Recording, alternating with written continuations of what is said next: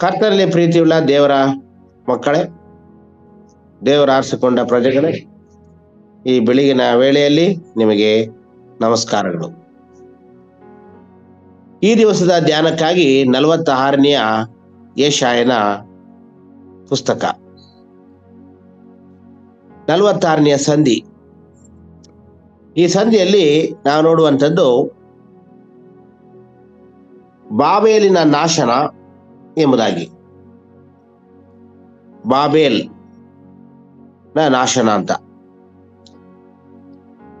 ಈಗಾಗಲೇ ಇಸ್ರಾಯೇಲ್ ದೇಶದ ಬಗ್ಗೆ ಯೆಶಾಯನ ಪ್ರವಾದನೆಯಲ್ಲಿ, ಇಸ್ರಾಯೇಲ್ರ ಬಗ್ಗೆ, ಸುತ್ತಮುತ್ತಲ ಜನಗಳ ಬಗ್ಗೆ ಅನೇಕ ಪ್ರವಾದನೆಗಳನ್ನ ಯೆಶಾಯ ತನ್ನ ಜೀವಮಾನ ಕಾಲದಲ್ಲಿ ನುಡಿದಿರುವ ವಿಷಯಗಳನ್ನು ನಾವು ತಿಳ್ಕೊಂಡಿದ್ದೇವೆ. ಅದರಲ್ಲಿ ಒಂದು ಬಾಬೆಲ್. ಇಸ್ರಾಯೇಲ್ ಜನರು ದೇವರಾದ ಯೆಹೋವನನ್ನು ಆರಾಧನೆ ಮಾಡುವಂತಹ ಮಕ್ಕಳು, ಆರಾಧನೆ ಮಾಡಬೇಕಾಗಿರುವ ಮಕ್ಕಳು ಸಹ. ಆದರೆ ಅವರ ಜೀವಮಾನ ಕಾಲದಲ್ಲಿ ಅವರು ದೇವರಾದ ಯೆಹೋವನನ್ನು ಆರಾಧಿಸುವುದರ ಜೊತೆಗೆ ಅನ್ಯ ದೇವರುಗಳನ್ನು ಸಹ ಪೂಜೆ ಮಾಡುವಂಥದ್ದು. ಅದು ಮಾತ್ರವಲ್ಲದೆ ಅವರ ಸುತ್ತಮುತ್ತ ಇದ್ದಂಥ ಫಿಲಿಸ್ಟಿಯರ ದೇವರುಗಳು, ಯಬೂಸಿಯರ ದೇವರುಗಳು, ಹೀಗೆ ಅವ್ರ ಸುತ್ತಮುತ್ತ ಒಂದು 10-12 ಜನ ಕುಲಗಳಿರ್ತಾವ. ಅವರೆಲ್ಲರೂ ವಿಧ ವಿಧವಾದ ದೇವರ ಪೂಜೆಗಳಲ್ಲಿ ತೊಡಗಿರ್ತಾರೆ. ಇವರು ಅದನ್ನ ನೋಡಿ ಆ ಥರನೇ ಕೆಲವರೆಲ್ಲ ಮಾಡ್ತಾ ಇರ್ತಾರೆ. ದೇವರ ಆಶೀರ್ವಾದ ಎಷ್ಟು ಹೊಂದ್ಕೊಂಡ್ರು ಸಹ ಅವರು ದೇವರನ್ನ ಮರೆಯುವಂತ ಒಂದು ಪರಿಸ್ಥಿತಿ ಆಗಾಗ ಬಂದ್ಬಿಡ್ತಾ ಇದೆ ಅವ್ರದ್ದು. ಈಗ ಬಾಬೆಲ್ನ ದೇವತೆಗಳು. ಬಾಬೆಲ್ ಅಂದ್ರೆ ತಾರುಮಾರು ಅನ್ನುವಂತ ಒಂದು ಅರ್ಥ. ತಾರುಮಾರು ಅಂದ್ರೆ ಒಂದೊಂದು ಸ್ಥಿತಿಯಾದಂತ ಒಂದು ರೀತಿಯಲ್ಲಿ ಇರೋದಿಲ್ಲ, ಅದು ಯಾವ್ಯಾವ್ದು ರೀತಿಲೋ ಇರ್ತದೆ ಅಂತ. ಈ ಊರಲ್ಲಿ ಕೂಡ ಬಹಳಷ್ಟು ವಿಗ್ರಹಗಳು ಇರ್ತಾವ. ಬಾಬೇಲ್ನಲ್ಲಿ ಬಹಳಷ್ಟು ವಿಗ್ರಹಗಳು ಬೇರೆ ಬೇರೆ ರೀತಿಯಾದಂತಹ ಹೆಸರುಗಳಿಂದ ಕರೆಯಲ್ಪಡ್ತಿತ್ತು. ಈ ದೇವತೆಗಳನ್ನು ಕೂಡ ಅವರು ಪೂಜೆ ಮಾಡಲಿಕ್ಕೆ ಪ್ರಾರಂಭ ಮಾಡ್ತಾರೆ. ಆದ್ರೆ ಆ ದೇವತೆಗಳ ಬಗ್ಗೆ, ವಿಗ್ರಹಗಳ ಬಗ್ಗೆ, ಮರದ ಬೊಂಬೆಗಳ ಬಗ್ಗೆ ಈಗಾಗಲೇ ದೇವರು ಸಾಕಷ್ಟು ಸಾರಿ ಇಸ್ರಾಯೇಲ್ರಿಗೆ ಹೇಳಿದ್ರು ಸಹ ಅವರು ಮತ್ತೆ ಮತ್ತೆ ಪಾಪಕ್ಕೆ ಒಳಗಾಗಿ ಈ ಕಾರ್ಯಗಳನ್ನು ಮಾಡುವಂಥದ್ದು. ನೋಡ್ರಿ, ಈ ಬಾಬೆಲ್ನಲ್ಲಿ ಬೇಲ್ ದೇವತೆ ಅನ್ನುವಂತ ಒಂದು ದೇವತೆ, ಆಮೇಲೆ ನೆಬೋ ದೇವತೆ. ಬೇಲ್ ದೇವತೆ ಬಗ್ಗಿದೆ, ನೆಬೋ ದೇವತೆ ಕೂಗಿದೆ. ಈ ಬಾಬೆಲ್ನಲ್ಲಿ ಸೆರೆ ಒಯ್ಯಲ್ಪಟ್ಟಾಗ ಅಲ್ಲಿ ದಾನಿಯೇಲನಿಗೆ ಒಂದು ಹೆಸರು ಇಡ್ತಾರೆ. ಏನ್ ಇಡ್ತಾರೆ? ಬೆಲ್ಶಚ್ಚರ. ಮತ್ತು ಅಲ್ಲಿ ದಾನಿಯೇಲನಿಗೆ ಕೆಲವು ಅಡ್ಡ ಹೆಸರುಗಳನ್ನೆಲ್ಲ ಇಡ್ತಾರಲ್ಲಿ. ಬೆಲ್ಶಚ್ಚರ ಅಂತ ಕೆಲವು, ಅದಕ್ಕೆ ಬೇಲ್ ದೇವತೆ ಹೆಸರು ಅದು ಬೇಲ್. ನೆಬೂಕದ್ನೆಚ್ಚರ, ನೆಬೋ ದೇವತೆ ಹೆಸರು. ಅರ್ಥ ಆಯ್ತಾ? ಹೀಗೆ ನಮ್ಗೂರುಗಳಲ್ಲಿ ಕಡ ಕೆಲವು ದೇವತೆಗಳ ಹೆಸರುಗಳನ್ನ ಎಲ್ಲ ಇಟ್ಕೊಂತಾರಲ್ಲ, ಹಾಗೆ ಆ ಊರಿನ ದೇವರುಗಳು ಇದನ್ನ ಈ ಇಸ್ರಾಯೇಲ್ರು ಅವಲಂಬಿಸಿರೋದ್ರಿಂದ ಅವರಿಗೆ ಒಂದು ಎಚ್ಚರಿಕೆ ಕೊಡ್ತಾ ಇದ್ದಾರೆ. ಏನಂದ್ರೆ, ಬೇಲ್ ದೇವತೆ ಕುಗ್ಗಿದೆ, ನೆಬೋ ದೇವತೆ ಬಗ್ಗಿದೆ, ನೆಬೋ ದೇವತೆ ಕುಗ್ಗಿದೆ. ಅಂದ್ರೆ ನೀವು ಆಚರಣೆ ಮಾಡುವಂತ ನೆಬೋ ದೇವರುಗಳು, ಬೇಲ್ ದೇವರುಗಳು ಇವೆಲ್ಲ ಕುಗ್ಗೋಗ್ಬಿಟ್ಟಿದಾವು. ಅವಳುಗಳ ಬೊಂಬೆಗಳೆಲ್ಲ ಏನಾಗಿದೆ,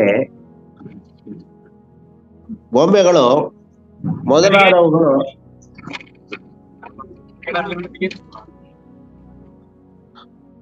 ಏನಪ್ಪ ಅದು ಆಫ್ ಮಾಡಿದ್ರು ಭಾಸ್ಕರ್. ಓಕೆ, ಹೋಗಿವೆ. ಆಮೇಲೆ ಅವು ನೀವು ಪಶುಗಳಿಗೆ ಅವು ಭಾರವಾಗಿವೆ, ಬಳಲಿವೆ, ಒಟ್ಟಿಗೆ ಕುಗ್ಗಿ ಬೊಗಿವೆ, ತಮ್ಮ ಮೇಲೆ ಬಿದ್ದ ಭಾರವನ್ನು ಹೊತ್ತು ನಿರ್ವಹಿಸಲಾರದೆ ತಾವೇ ಸೆರೆಗೆ ಹೋಗಿವೆ. ಅಂದ್ರೆ ನೀವು ಯಾವುದನ್ನ ದೇವರಂದೇ ಆರಾಧನೆ ಮಾಡ್ತಾ ಇದ್ದೀರೋ, ನೀವು ಯಾವುದನ್ನ ದೇವಾನು ದೇವತೆ ಅಂತ ನೀವು ಕೊಂಡಾಡ್ತಾ ಇದ್ದೀರೋ ಅವೇ ಬಗ್ಗೋಗಿದ್ದಾವೆ, ಅವೇ ಕುಗ್ಗೋಗಿದ್ದಾವೆ. ಅವುಗಳನ್ನೇ ಒಂದು ಕತ್ತೆ ಮೇಲೆ, ಪಶುಗಳ ಮೇಲೆ ಒರೆಸಿದ್ದಾರೆ. ಅವು ಅವ್ರ ಭಾರ ತಡೆಯಕ್ಕಾಗ್ತಾ ಇಲ್ಲ. ಅಂದ್ರೆ ಅವು ದೇವರುಗಳಲ್ಲ. ಆದ್ರೆ ನೀವು ಅದನ್ನ ನಂಬಿದಿರಿ, ಅವಕ್ಕೆ ಅಲ್ಲಿ ಶಕ್ತಿ ಇಲ್ಲ ಅಂತಕ್ಕಂಥದ್ದನ್ನ ಇಸ್ರಾಯೇಲ್ ಜನರಿಗೆ ಹೇಳ್ತಾರೆ. ಕೆಳಗೆ ನೋಡ್ತೀರಿ 3ನೇ ವಚನದಲ್ಲಿ, ಯಾಕೋಬ ವಂಶವೇ, ಇಸ್ರಾಯೇಲ್ ಸಂತಾನವೇ, ನನ್ನ ಮಾತಿಗೆ ಕಿವಿಗೊಡು, ನಾನು ಹೇಳುವಂತ ಮಾತನ್ನ ನೀನ್ ಕೇಳು. ಯಾಕಂದ್ರೆ ನೀನು ಅವಲಂಬಿಸಿರುವಂತ ಬೊಂಬೆಗಳು, ನೀನು ಅವಲಂಬಿಸಿರುವಂತ ವಿಗ್ರಹಗಳು, ನೀನು ಅವಲಂಬಿಸಿರುವಂತ ಬೇಲ್ ದೇವತೆ, ನೆಬೋ ದೇವತೆ ಏನಾಗಿದೆ? ಅದು ಬಗ್ಗೋಗಿದೆ, ಕುಗ್ಗೋಗಿದೆ. ಇಸ್ರಾಯೇಲ್ರು ಆ ದೇವ್ರಗಳ ಹತ್ರ ಈ ದೇವ್ರಗಳ ಹತ್ರ ಎಲ್ಲ ಹೋಗೋರು. ಅನ್ಯ ಜನರು ಏನ್ ಮಾಡೋರು? ಆ ಬೆಟ್ಟದ ಮೇಲಿದ್ರೆ ಅದು ಒಳ್ಳೆ ಚಲೋ ಅನ್ಬಿಟ್ಟು ಅಲ್ಲಿ ಹೋಗಿ ಅಲ್ಲಾರಾಧನೆ ಮಾಡೋ ಅನ್ಯರು. ಇನ್ನೊಬ್ರು ಇಲ್ಲ ಇಲ್ಲ ಅದಿಲ್ಲ ಚಲೋ ಇಲ್ಲ, ಇದು ಚಲೋ ಇದೆ ಈ ಕಡೆ ಇನ್ನೊಂದಂದ್ರೆ ಅಲ್ಲಿ ಹೋಗೋರು. ಇದನ್ನೆಲ್ಲ ಇವರು ನೋಡ್ಕೊಂಡು ಅಲ್ಲಿ ಆ ಬೇಲ್ ದೇವತೆ ಚೆನ್ನಾಗಿದೆ, ನೆಬೋ ದೇವತೆ ಚೆನ್ನಾಗಿದೆ, ಅದು ನಮ್ಗೆ ಒಳ್ಳೇದ್ ಮಾಡುತ್ತೆ, ಇದು ನಮ್ಗೆ ಒಳ್ಳೇದ್ ಮಾಡುತ್ತೆ ಅಂತ ಅದು ದೇವ್ರಿಗೆ ಸಿಟ್ಟಾಯ್ತದೆ. ಯಾಕಂದ್ರೆ ದೇವರು ಇವ್ರಿಗೆ ಎಷ್ಟೊಂದು ವಿಷಯಗಳನ್ನ ತಿಳಿಸಿರ್ತಾರ ತನ್ನ ಪ್ರವಾದಿಗಳ ಮೂಲಕ, ತನ್ನ ಸೇವಕರುಗಳ ಮೂಲಕ, ನ್ಯಾಯಸ್ಥಾಪಕರ ಮೂಲಕ, ಬೇಕಾದಷ್ಟು ಪ್ರವಾದಿಗಳು ಅವರಿಗೆ ವಚನಗಳನ್ನ ಹೇಳೋದು, ಧ್ಯಾನ ಮಾಡೋದು, ಅದ್ಭುತಗಳು, ಅತಿಶಯಗಳು, ಇವರ ಗೆಲುವು ಇವೆಲ್ಲ ಇದ್ರೂ ಕೂಡ ದೇವರನ್ನ ನಂಬದೆ ಇಂಥವುಗಳನ್ನ ಇವರು ಹಿಂಬಾಲಿಸ್ಕೊಂಡಿದ್ದಾಗ ದೇವರಿಗೆ ಬಹಳ ಬೇಸರ ಆಗ್ತದೆ. ಅದಕ್ಕೆ ಯಾಕೋಬ ವಂಶ, ಇಸ್ರಾಯೇಲ್ ಮನೆತನವೇ, ನನ್ನ ಮಾತು ಕಿವಿಗೊಡು ನೀನು. ಯಾಕೆ ಗೊತ್ತಾ? ನಿಮ್ಮನ್ನು ಗರ್ಭದಿಂದ ಹೊರಟಿದ್ದೇನೆ. ನಿಮ್ಮನ್ನೆಲ್ಲ ನೋಡ್ಕೊಳ್ತಾ ಇರೋದು ಯಾರು? ನಾನೇ, ಗರ್ಭದಿಂದ ಹೊರ್ತಾ ಇದ್ದೀನಿ. ಎಂತ ಒಳ್ಳೆ ಮಾತಿದೆ ನೋಡ್ರಿ. ಮುಪ್ಪಿನ ತನಕ ಹುಟ್ಟಿದನಿಂದ ವಹಿಸುತ್ತಿದ್ದೇನೆ, ಮುಪ್ಪಿನ ತನಕ ನಾನೇ ಆಧಾರ. ನರೆ ಬಂದಾಗಲೂ ನಿಮ್ಮನ್ನು ಹೊತ್ತು ಸಹಿಸುವೆನು, ನಾನೇ ಉಂಟು ಮಾಡಿದೆನು, ನಾನೇ ಹೊರುವೆನು.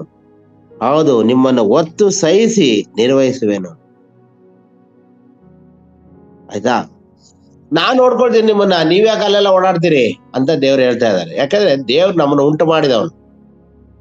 ಕೀರ್ತಿಯಲ್ಲಿ ಒಂದಿನ ಬರುತ್ತೆ, ನಮ್ಮನ್ನು ಉಂಟು ಮಾಡಿದವನು ಆತನೇ, ನಾವು ಆತ ನವರು. ಗೊತ್ತಲ್ಲ ನಿಮ್ಗೆ ವಚನ ಇದು?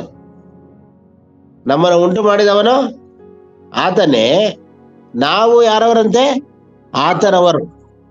ನಾವು ಆತನವರು. ಅದ್ರ ಇವರು ಕೀರ್ತನೆಯಲ್ಲಿ ದಾವಿದೆಲ್ಲ ಹೇಳಿ ಚಂದ ಕೀರ್ತನೆ ಬರದೆಲ್ಲ ಹೋಗನೆ, ಇವರೆಲ್ಲ ಆಡ್ತಾರಲ್ಲಿ ದೇವರ ದೇವಸ್ಥಾನದಲ್ಲಿ.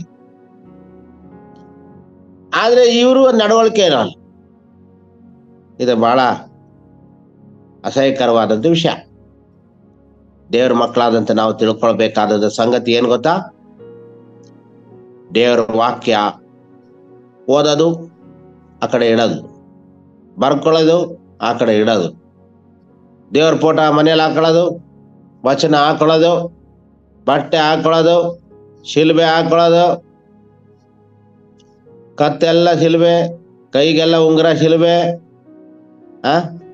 ಇನ್ಯಾವ್ತರ ಶಿಲ್ಬೆ. ಅದೇ ಒಂದು ಶಿಲ್ಬೆ ಕೊಟ್ಬಿಟ್ಟು ದೊಡ್ಡದು ಒತ್ಕೊಳಕ್ಕಾಗತ್ತಾ? ಎಲ್ಲಾ ತರ ನಾವು ಮಾಡಿ ನಾವು ದೇವರನ್ನ ಬಿಟ್ಟು ಈ ಅನ್ಯರನ್ನ ವಿಗ್ರಹಗಳನ್ನ ಮನ್ಸಲ್ಲೆಲ್ಲ ಬೇರೆ ಅನ್ಯ ವಿಷಯಗಳೇ. ಅನೇಕರು ಈ ತರ ಮಾಡ್ತಾ ಇದಾರೆ. ದೇವರ ವಾಕ್ಯಗಳನ್ನ ಓದ್ತಾರೆ, ದೀಕ್ಷಾ ಸ್ನಾನ ತಗೊಂತಾರ, ಪರಿಶುದ್ಧವಾಗಿ ಜೀವಿಸ್ಬೇಕಂತ ಆಸೆ ಪಡ್ತಾರ. ಆದ್ರೆ ಇತ್ಲಾಗೂ ಇರ್ತಾರ, ಅತ್ಲಾಗೂ ಇರ್ತಾರೆ. ಅದು ಚಲೋ, ಇದು ಚಲೋ, ಇದು ಚಲೋ ಅಂತ ಹೇಳ್ತಿರ್ತಾರೆ. ದೇವರ ಮಕ್ಕಳಾಗಿ ನೀವು ಜೀವಿಸುವಾಗ ದೇವರೇ ನಮ್ಮನ್ನ ಉಂಟು ಮಾಡಿದಾತನು, ಗರ್ಭದಿಂದ ಆತನ ನಮ್ಮ ಸಹಿಸ್ತಾ ಇರ್ತಾನೆ, ಆತನ ನೋಡ್ಕೊಳ್ತಾ ಇರ್ತಾನೆ. ಆಯ್ತಾ? ನರೆ ಬಂದಾಗಲೂ ಅಂದ್ರೆ ನಿಮ್ ಕೂದಲೆಲ್ಲ ನರೆ ಆದಾಗ, ಮುದುಕರಾದಾಗ ಕೂಡ ನಿಮ್ಮನ್ನ ನೋಡ್ಕೊಳ್ತೀನಿ ಅಂತ ಹೇಳ್ತಾರೆ ದೇವರು.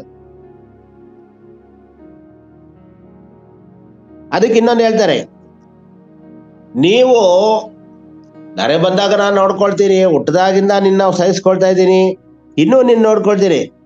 ಬಟ್ ನೀನು ಏನ್ ಮಾಡ್ತಾ ಇದೀಯಾ? ನನ್ನನ್ನು ಬಿಟ್ಬಿಟ್ಟಿದ್ಯಾ, ಯಾಕೋಬ ವಂಶವೇ. ಯಾಕೆ? ನಾನು ನಿನಗೆ ಮೊದ್ಲಿಂದ ಹೇಳಿನಲ್ಲ, ನನ್ನನ್ನು ಬಿಟ್ಬಿಟ್ಟಿದ್ಯಾ. ನೀನು ಬೇರೆ ದೇವರುಗಳನ್ನ ಅವಲಂಬಿಸ್ಬಿಟ್ಟಿದ್ಯಾ. ನಿನ್ನ ಮನಸ್ಸಲ್ಲಿ ಬೇರೆನೇ ಇದೆ. ನನ್ನನ್ನ ನೀನು ಯಾರಿಗೆ ಹೋಲಿಸ್ತೀಯಾ ಅಂತ ಕೇಳ್ತಾನೆ. ನೀನು ಅದಕ್ಕೆ ಆ ಒಂದು ವಿಗ್ರಹಕ್ಕೆ ನನ್ನನ್ನು ಹೋಲಿಸ್ತೀಯಾ? 5ನೇ ವಚನ, ನನ್ನನ್ನು ಯಾರಿಗೆ ಸರಿ ಕಟ್ಟಿ ಹೋಲಿಸಿರಿ? ಇಬ್ಬರು ಸಮಾನನೆಂದು ನನ್ನನ್ನು ಯಾರೊಡನೆ ಸಮ ಮಾಡಿರಿ? ಯಾರ ದೇವರನ್ನ ಹೋಲಿಸ್ಲಿಕ್ಕೆ ಸಾಧ್ಯ ಇದೆ? ಪ್ರೀತಿಯುಳ್ಳ ದೇವರ ಮಕ್ಕಳೇ, ನಮ್ಮ ದೇವರಾದ ಯೆಹೋವನನ್ನು, ಕ್ರಿಸ್ತ ಯೇಸುವನ್ನು ಹೋಲಿಸ್ಲಿಕ್ಕೆ ಯಾರಿಗೆ ಸಾಧ್ಯ? ಯಾವುದಕ್ಕೆ ನೀವು ಹೋಲಿಸ್ತೀರಿ? ಕಲ್ಲಿಗ, ಬಂಡೆಗ, ಚಿನ್ನಕ್ಕ, ಬೆಳ್ಳಿಗ? ಚೀಲದಿಂದ ಚಿನ್ನವನ್ನು ಸುರಿದು ತ್ರಾಸಿನಲ್ಲಿ ಬೆಳ್ಳಿಯನ್ನು ತೂಗಿ ಅಕ್ಕಸಾಲಿಗನಿಗೆ ಕೊಟ್ಟು ಕೂಲಿ ಗೊತ್ತು ಮಾಡಿ ದೇವರನ್ನು ಮಾಡಿಸಿ ಅದಕ್ಕೆ ಎರಗಿ ಪೂಜೆ ಮಾಡುವವರು ಅದನ್ನು ಹೆಗಲ ಮೇಲೆ ಹೊತ್ತುಕೊಂಡು ಮೆರವಣಿಗೆ ಮಾಡಿ ಪೀಠದ ಮೇಲೆ ಇಳಿಸಿ ನಿಲ್ಲಿಸುವರು. ಅದು ಅಲ್ಲಿಂದ ಜರುಗದು. ಒಬ್ಬನು ಕೂಗಿಕೊಂಡರೂ ಉತ್ತರ ಕೊಟ್ಟು ಕಷ್ಟದಿಂದ ಅವನನ್ನು ಬಿಡಿಸಲಾರದು. ನೋಡಿ ಯಾವ ರೀತಿ ಅಲ್ಲ ಒಂದು ವಿಗ್ರಹ ಆರಾಧನೆ. ವಿಗ್ರಹ ಒಬ್ಬನ ಚೀಲದಿಂದ ಚಿನ್ನ ಸುರಿದು ಅದನ್ನ ತಗೊಂಡು ವಿಗ್ರಹ ಮಾಡಿ ಅದನ್ನ ಎರಕ ಒಯ್ದು ಅದನ್ನ ಒಂದು ಮೂರ್ತಿ ಮಾಡಿ ಅದನ್ನ ತಗೊಂಡು ಬಂದು ಒಂದ್ ಕಡೆ ಹಾಕಿ ಅದನ್ನ ಹಲುಗದ ಆಗಿ ಒಂದು ಪೀಠದ ಮೇಲೆ ಹೊಡೆದು ಅದ್ರ ಹತ್ರ ಹೋಗಿ ಕೇಳ್ಕೊಳ್ಳೋದು. ಆಯ್ತಾ? ಮತ್ತೆ ಜಗಲ್ ಮೇಲೆ ಹೊತ್ಕೊಂಡು ಮೆರವಣಿಗೆ ಮಾಡೋದು. ಇವೆಲ್ಲ ನಾವು ನೋಡ್ತಾ ಇದ್ದೀವಿ. ಅದು ಹೋಗಿ ಅವನ ಹತ್ರ ಕೂಗ್ಕೊಂಡ್ರೆ ಅದೇನು ಉತ್ತರ ಕೊಡ್ತೈತಿ? ಏನು ಉತ್ತರ ಕೊಡೋದಿಲ್ಲ. ಅನ್ಯ ಜನರು ಈ ರೀತಿಯಾಗಿ ಮಾಡ್ತಿರ್ತಾರೆ, ಅದು ಅವ್ರಿಗೆ ಬಿಟ್ಟದ್ದು. ಆದರೆ ಅಲ್ಲಿ ಜರುಗುವ ಉತ್ತರ ಕಷ್ಟದಿಂದ ಅವರನ್ನು ಬಿಡಿಸಲಾರದು. ಆದ್ರಿಂದ ನಾನು ಜೀವ ಸ್ವರೂಪನಾದ ದೇವರು. ಪ್ರೀತಿಯುಳ್ಳ ದೇವರ ಮಕ್ಕಳೇ, ದೇವರು ಹೀಗೆ ಹೇಳ್ತಾರೆ, ನಾನು ಜೀವ ಸ್ವರೂಪನಾದ ದೇವರು. ನನ್ನನ್ನ ನೀವು ಯಾರಿಗೆ ಹೋಲಿಸ್ತೀರಿ? ಯಾರಿಗೆ ಹೋಲಿಸ್ತೀರಿ? ಯಾರಿಗಾರು ಹೋಲಿಸ್ತೀರ? ಹೋಲಿಸ್ಲಿಕ್ಕಾಗತ್ತ? ಈ ಚಾದರ್ಗೆ ಹೋಲ್ಸಕ್ಕಾಗತ್ತದ? ಈ ದಿಂಬುಗೆ ಹೋಲ್ಸಕ್ಕಾಗ್ತದ? ಈ ಲೈಟ್ಗೆ ಹೋಲ್ಸಕ್ಕಾಗ್ತದ? ಈ ಡೋರ್ಗೆ ಹೋಲ್ಸಕ್ಕಾಗ್ತದ? ಬೇಡ, ಇನ್ನೂ ಸ್ವಲ್ಪ ದೊಡ್ಡದಾಗಿ ಯಾವ್ದಾದ್ರು ಬಂಗಾರ ಸಾಮಾನುಗೆ ಹೋಲ್ಸಕ್ಕಾಗತ್ತಾ? ಪಾತ್ರೆಗಳಿಗೆ ಹೋಲ್ಸಕ್ಕಾಗತ್ತಾ? ಯಾವ್ದಾದ್ರು ಬಿಲ್ಡಿಂಗ್ ಹೋಲ್ಸಕ್ಕಾಗತ್ತಾ? ನದಿ, ನೀರು, ಬೆಟ್ಟ, ಗುಡ್ಡ ಯಾರಿಗೆ ಹೋಲಿಸಿರಿ? ಇಬ್ಬರು ಸಮ ಅಂತ ಯಾರಿಗೆ ಹೇಳ್ತೀರಿ ನೀವು? ಯಾರಿಗೂ ಹೇಳಲಿಕ್ಕಾಗಲ್ಲ. ಆದ್ರಿಂದ ನೀವು ನನ್ನನ್ನ ಹಿಡ್ಕೊಳ್ರಿ, ನನ್ನನ್ನ ನೀವು ಆರಾಧಿಸಿರಿ, ನನ್ನನ್ನ ನೀವು ಬೇಡ್ರಿ. ದೇವವಾಕ್ಯ ಹೇಳುತ್ತೆ, ಬೇಡಿಕೊಳ್ಳುವವರಿಗೆ ಎಷ್ಟು ಹೆಚ್ಚಾಗಿ ಒಳ್ಳೆ ವರಗಳನ್ನ ಕೊಡ್ತಾರೆ ಅಂತ ಹೇಳಿ. ಅವ್ರು ಅಲ್ಲಿ ಆ ವಿಗ್ರಹವನ್ನ ಬೇಡಿಕೊಳ್ಳಾಗ ಅದ್ರ ಏನ್ ಸಿಗ್ತದೆ ಅಂತ ಹೇಳಿ 46ನೆಯ ಯೆಶಾಯನ ಪ್ರವಾದನ ಗ್ರಂಥದಲ್ಲಿ ದೇವರು ಬಹಳ ಪ್ರೇಮದಿಂದ ಹೇಳ್ತಾರೆ ಜನಗಳಿಗೆ.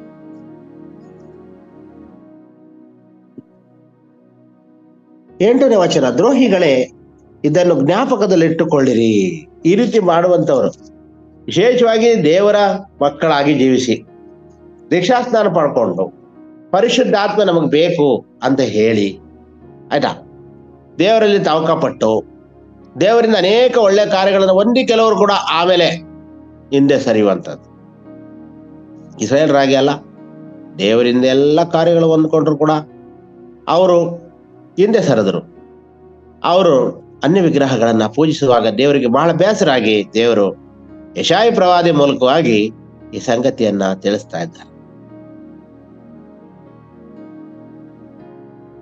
ಮನುಷ್ಯರಿಗೆ ತಕ್ಕಂತೆ ನಡೆಯಿರಿ. ಪುರಾತನದ ಹಳೆ ಸಂಗತಿಗಳನ್ನು ಜ್ಞಾಪಿಸಿಕೊಳ್ಳಿರಿ. ಇದು ನೋಡ್ರಿ, ಮನುಷ್ಯನಿಗೆ ತಕ್ಕಾಗಿ ನಡೆಯಿರಿ ಅಂತ ಹೇಳ್ತಾರೆ. ನೋಡ್ದಾ, ಭೂಲೋಕದಲ್ಲಿ ಅನೇಕ ಜೀವರಾಶಿಗಳುಂಟು. ಪ್ರಾಣಿಗಳು, ಪಕ್ಷಿಗಳು, ಜಲಚರಗಳು, ಕ್ರಿಮಿ ಕೀಟಗಳು, ಇವು ಕೂಡ ಜೀವರಾಶಿಗಳೇ. ಮತ್ತೆ ಮಾನವ, ಇವಕ್ಕೆಲ್ಲದಕ್ಕೂ ಮಾನವನನ್ನ ದೇವರು ಮುಖ್ಯಸ್ಥನಾಗಿ ಇಡ್ತಾರೆ, ಒಡೆಯನಾಗಿ. ಆದಾಮ ಎಲ್ಲದಕ್ಕೂ ಹೆಸರಿಡ್ತಾನೆ. ಹೆಸರಿಟ್ಟದ ಆದಾಮ.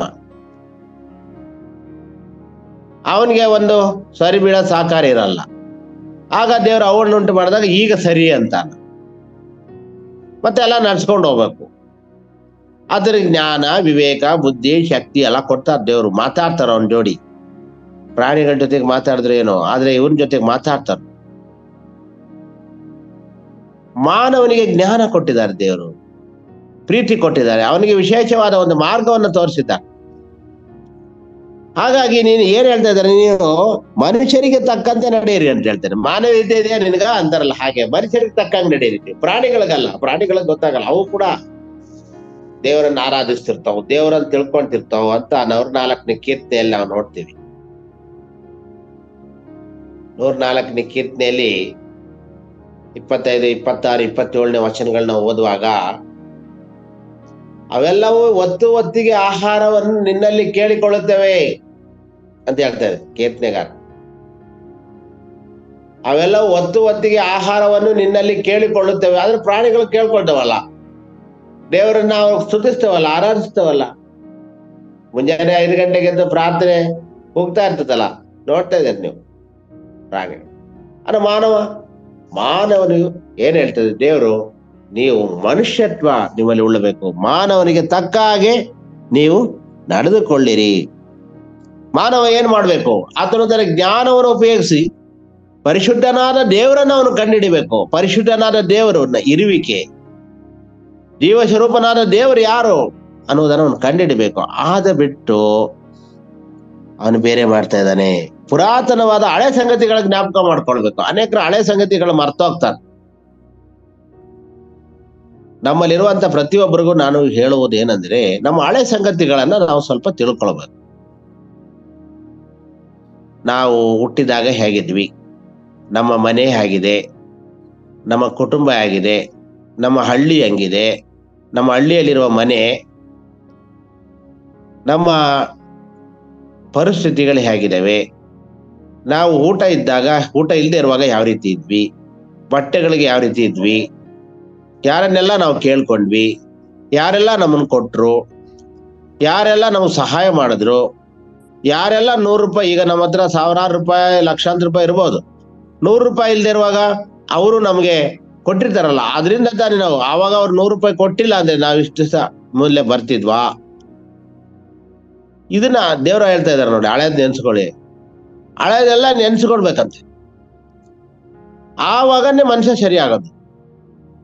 ದಿಢೀರಂತ ಇವಾಗೆಲ್ಲ ಸ್ವಲ್ಪ ಶ್ರೀಮಂತಿಕೆ ಇದೆ ಅಂತ ಹೇಳಿ ನಾವು ದೇವರನ್ನೇ ಮರ್ತು ಬಿಟ್ರೆ, ಇಸ್ರಾಯೇಲ್ರು ಮರ್ತಿರಲ್ಲ ಹಾಗೆ, ಅವ್ರಿಗೆಲ್ಲ ಕೊಟ್ಟರು ದೇವರು. ಎಲ್ಲ ಕೊಡುವಾಗ ನಾವು ಇನ್ನೂ ಹೆಚ್ಚಾಗಿ ದೇವರ ಸ್ತೋತ್ರ ಮಾಡ್ಬೇಕು. ಹಳೇದ್ ನೆನ್ಸ್ಕೊಳ್ಳಿ. ಈ ತರ ಪ್ರತಿಯೊಂದನ್ನು ನಾವು ನೆನ್ಸ್ಕೊಂಡಾಗ ನಾವು ಈಗಿರುವಂತ ಸ್ಥಿತಿಗೆ ದೇವ್ರ ಕಾರಣ. ದೇವ್ರು ನಮ್ಗೆಲ್ಲ ಏನ್ ಸಹಾಯ ಮಾಡಿದ್ದಾರೆ, ಯಾವ ರೀತಿ ಸಹಾಯ ಮಾಡಿದ್ದಾರೆ, ನಮ್ಮ ಪಿತೃಗಳಿಗೆ ಯಾವ ರೀತಿ ಸಹಾಯ ಮಾಡಿದ್ದಾರೆ, ಅದನ್ನ ನೆನ್ಸ್ಕೊಳ್ಳಿ. ಆಗ ದೇವ್ರು ಯಾರಂತ ಗೊತ್ತಾಗುತ್ತೆ, ದೇವ್ರು ಯಾವ ರೀತಿ ನಿಮ್ಗೆ ಸಹಾಯ ಮಾಡಿದ್ದಾರೆ ಅಂತ ಗೊತ್ತಾಗ್ತದೆ. ಮುಂದೆ ನಾವು ನೋಡೋಣ. ನಾನೇ ದೇವರು, ಇನ್ನು ಯಾರು ಅಲ್ಲ, ನಾನೇ ಪರಮ ದೇವರು, ನನಗೆ ಸರಿ ಸಮಾನರಿಲ್ಲ. ಆರಂಭದಲ್ಲಿಯೇ ಅಂತ್ಯವನ್ನು ತಿಳಿಸಿದ್ದೇನೆ, ನನ್ನ ಸಂಕಲ್ಪವು ನಿಲ್ಲುವುದು, ನನ್ನ ಇಷ್ಟಾರ್ಥವನ್ನೆಲ್ಲ ನೆರವೇರಿಸುವೆನು ಎಂದು ಹೇಳಿ ಇನ್ನು ನಡೆಯುವುದರಿಂದ ಕಾರ್ಯಗಳು ಪುರಾತನ ಕಾಲದಲ್ಲಿಯೇ ಅರಿಯುತ್ತೇನೆ, ಇನ್ನೂ ನಡೆಯದ ಕಾರ್ಯಗಳನ್ನು ಅಂತ ಇಲ್ಲಿ ನಾವು ನೋಡ್ತೇವೆ. ಮೂಡಲಿಂದ ಅದು ಅರಗಲಿ ಎಂದು, ಅಂದರೆ ನನ್ನ ಸಂಕಲ್ಪಗಳು ನೆರವೇರಿಸತಕ್ಕವನ್ನು ದೂರ ದೇಶದಿಂದ ಬರಲಿ ಎಂದು ಕೂಗಿದ್ದೇನೆ. ನಾನು ನುಡಿದಿದ್ದೇನೆ, ಈಡೇರಿಸುವೆನು, ಆಲೋಚಿಸಿದ್ದೇನೆ, ಸಾಧಿಸುವೆನು. ಧರ್ಮಕ್ಕೆ ದೂರವಾದ ಆಟಗಾರರೇ, ನನ್ನ ಮಾತಿಗೆ ಕಿವಿಗೊಡ್ರಿ. ನನ್ನ ಧರ್ಮವನ್ನು ಹತ್ತಿರಕ್ಕೆ ಬರಮಾಡುವೆನು, ಅದು ಇನ್ನೂ ದೂರವಾಗಿರದು. ನನ್ನ ರಕ್ಷಣೆಯು ತಡವಾಗದು. ಸಿಯೋನಲ್ಲಿ ರಕ್ಷಣಾ ಕಾರ್ಯವನ್ನು ನಡೆಸಿ ಇಸ್ರಾಯೇಲರಿಗೆ ನನ್ನ ಮಹಿಮೆಯನ್ನು ದಯಪಾಲಿಸು. ಇದರಿಂದ ನೀವು ನನ್ನ ಮಕ್ಕಳು, ನೀವು ದೂರ ಹೋಗ್ಬೇಡ್ರಿ, ಕೆಟ್ಟ ಕಾರ್ಯಗಳು ಮಾಡಕ್ ಹೋಗ್ಬೇಡ್ರಿ.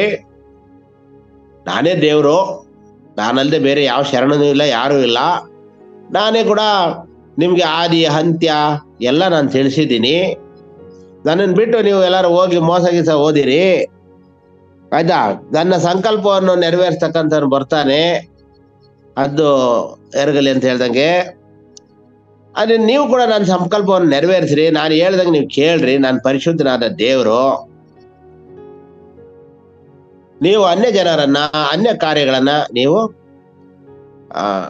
ಇಟ್ಟು ಮಾತಿಗೆ ಮಾತ್ರ ಇಸ್ರಾಯೇಲರಾಗಬಾರ್ದು ನೀವು. ಈ ತಿಮೋಥೆಯನಿಗೆ ಬರೆದ ತೀತನಿಗೆ ಬರೆದ ಪತ್ರಿಕೆಯಲ್ಲಿ 1ನೇ ಅಧ್ಯಾಯದಲ್ಲಿ ಕೊನೆಯ ವಚನದಲ್ಲಿ ಒಂದು ಮಾತು ಹೀಗೆ ಹೇಳುತ್ತದೆ. ನಿಮ್ಮಲ್ಲಿ ಯಾರಾದ್ರೂ ಬೈಬಲ್ ತೆಗೆಯೋರು ತಕ್ಷಣ ತೆಗೆದ್ರೆ ಓದ್ಬೋದು. ಅಲ್ಲಿ ಏನ್ ಹೇಳ್ತದೆ ಅಂದ್ರೆ, 1ನೇ ಅಧ್ಯಾಯದ 16ನೇ ವಚನದಲ್ಲಿ, ಅವರು ತಾವು ದೇವರನ್ನು ಅರಿತಾರೆಂದು ಹೇಳಿಕೊಳ್ಳುತ್ತಾರೆ, ಆದರೆ ಅವರು ಅಸಹ್ಯರು, ಅವಿಧೇಯರು, ಸತ್ಕಾರ್ಯಗಳಿಗೆಲ್ಲ ಅಪ್ರಯೋಜಕರು ಆಗಿರುವುದರಿಂದ ದೇವರನ್ನು ಅರಿಯವರೆಂದು ತಮ್ಮ ಕಾರ್ಯಗಳನ್ನೆಲ್ಲೇ ಹೇಳಿದಂತಾಯಿತು. ಪ್ರೀತಿಯುಳ್ಳ ದೇವರ ಮಕ್ಕಳೇ,